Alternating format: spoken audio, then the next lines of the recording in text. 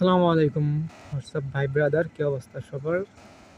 আমি এখন যে জায়গাটায় আছি এটা হচ্ছে ফরিদপুর বেড়িবাঁধ, মানে সুইচ গেট বলে, ফরিদপুর সুইচ গেট।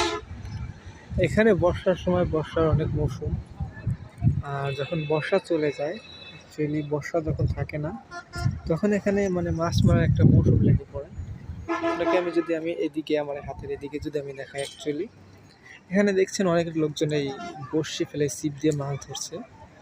এখানে বর্ষার সময় যেমন দেখার মতো মনোরম পরিবেশ হয়, আর বর্ষা চলে গেলে মানে যে যখন আর কি শীতের সিজন আসে তখন এই যে এই পাড় ধরে মানুষজন ছিপ ফেলে মাছ ধরে।